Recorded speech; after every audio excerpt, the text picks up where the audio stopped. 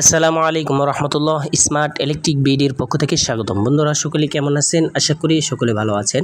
তো আজকে আমি এক জায়গায় আসছি, সেটা হচ্ছে সাবমার্সিবল পাম্প চলে না, ঠিক আছে। তো টিপ করে চলার পর 2 মিনিট 1 মিনিট চলার পর টিপ করে। তো আমরা আজকে ইজিলিভাবে এটা সমাধান করব এবং দেখব যে কী সমস্যা হতে পারে। তো ভিডিওটি শুরু করার ছোট্ট করে যারা এখন পর্যন্ত আমার চ্যানেলটি সাবস্ক্রাইব করেন তারা সাবস্ক্রাইব করবেন, আর যারা সাবস্ক্রাইব করেছেন তাদেরকে অসংখ্য ধন্যবাদ। তো চলুন আমরা প্রথমে যে কাজটা করতে হবে তা হচ্ছে আমাদের এই সার্কিট ব্রেকার ইনপুট যেটা আছে সেটা হচ্ছে দেখব যে আমাদের ভোল্ট আসে কিনা বা ইনপুট আসে কিনা। তো আমরা এগুলো ওভার সুইচ সব কিছু দেখতেছি যে হ্যাঁ, আলহামদুলিল্লাহ আমাদের সব কিছু ঠিক আছে, মানে সুইচ দেওয়া আছে।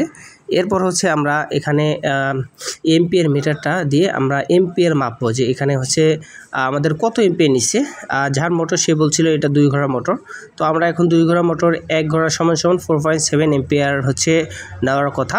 তো 2 ঘোড়া হচ্ছে আপনার 4.7 হলে প্রায় 10 এম্পিয়ার কাছাকাছি, ধরেন 10 এম্পিয়ারের একটু কম হবে।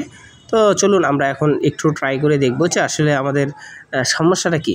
তো আমরা এখন লোড দিলাম, লোড দেওয়ার সাথে সাথে দেখেন আমাদের চলতেছে। এখন আমাদের এম্পিয়ার নিচে হচ্ছে 10 এম্পিয়ার বাড়ছে, আপ করছে, দেখতেছি আমরা কি করে। তো আমরা চলতে থাক, দেখি সর্বশেষ কি হয়। তো আমাকে বলছে যে কিছুক্ষণ চলার পর টিপ করে। তো সমস্যাটা কি? তো আমরা স্বাভাবিকভাবে মোটরের এম্পিয়ার একটু বেশি নিচ্ছে, সেটা আমি একটু আগে হিসেব আপনাদেরকে দিলাম। তারপর হচ্ছে এম্পিয়ার আবার বাড়ে কমে এরকম আপ ডাউন করতেছে। তো দেখা যাক, অনেক সময় আছে ক্যাপাসিটার দুর্বল হলে এরকম এম্পিয়ার একটু বেশি নেয়। তো দেখা যাক, আমরা এখন দেখতে থাকি কি হয়। তো দেখা যাচ্ছে যে আমাদের এটা চলতেছে। তো বলছিল যে 5 মিনিট বা 2 মিনিট চলার পর বন্ধ হয়ে যায়। তো আমরা দেখলাম যে সার্কিট ব্রেকারটা প্রচণ্ড গরম হয়েছে। তো স্বাভাবিকভাবে আমরা যেটা বুঝতে পারলাম সেটা হচ্ছে সার্কিট ব্রেকারটা মনে হয় বেশি সমস্যা হতে পারে, কারণ প্রচুর গরম হচ্ছে। বোঝা যাচ্ছে যে ভেতরে লুজ কালেকশন বা এরকম কিছু আছে, যার কারণে হচ্ছে ভোল্টেজটা অনেক সময় পড়ে যাচ্ছে। আর এটা যে আমাদের আরেকটি সার্কিট ব্রেকার আছে সেটা কিন্তু কুল, মানে কোনো প্রকার গরম হয়নি। তো এই পর্যন্ত আমরা দেখতে থাকি যে কি হয়। তো আমরা দেখার পর দেখলাম যে না, আসলে আমরা কিছুক্ষণ চালার পর দেখি যে আসলে ওই যে বন্ধ হয়ে গেছে, দেখতে পারতেছেন। তো অটোমেটিকভাবে এটা কিন্তু পুড়ে গেছে, ঠিক আছে, আমরা কিন্তু ধরি নাই। এখন আমরা সার্কিট ব্রেকারটা এখন পাল্টাবো, এই সার্কিট ব্রেকারের বিপরীত এটা পাল্টাবো। তো আমরা এখন কিছু সময় চালাবো যে আসলে আর পরে কিনা। আপনারা এই সমস্যা হলে কিন্তু নিজেরাই ঠিক করতে পারেন।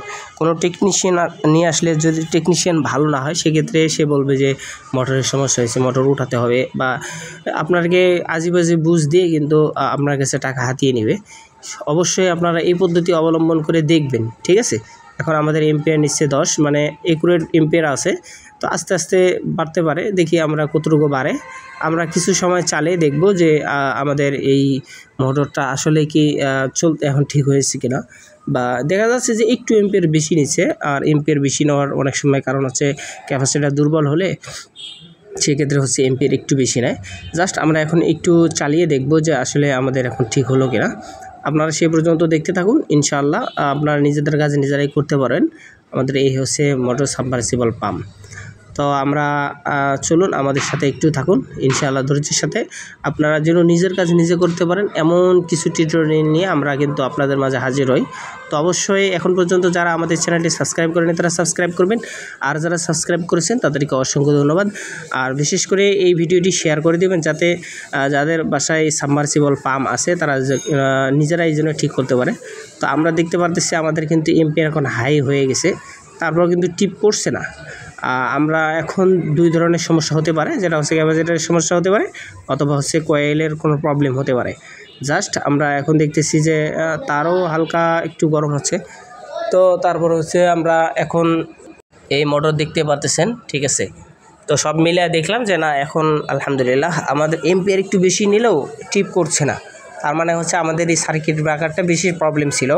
তো আমরা সার্কিট ব্রেকার এখন চেঞ্জ করে দিলাম। এখানেও দেখছি আমি বন্ধ করে সার্কিট ব্রেকারটা এখন ঠিক করে দেব, জায়গায় বসিয়ে দিয়ে তারপর হচ্ছে আমি স্টার্ট করে চলে যাব। তো আমাদের ভিডিওগুলো প্রতিনিয়ত দেখার জন্য অবশ্যই আমাদের চ্যানেলে চোখ রাখুন, স্মার্ট ইলেকট্রিক বিডি। তো আমাদের সাথেই থাকুন, ইনশাআল্লাহ নেক্সট টাইমে কীরকম ভিডিও চান অবশ্যই কমেন্ট করে জানাবেন, ইনশাআল্লাহ। তো সকলে ভালো থাকবেন, সুস্থ থাকবেন, আল্লাহ হাফেজ। আসসালামু আলাইকুম ওয়া রাহমাতুল্লাহি ওয়া বারাকাতুহু।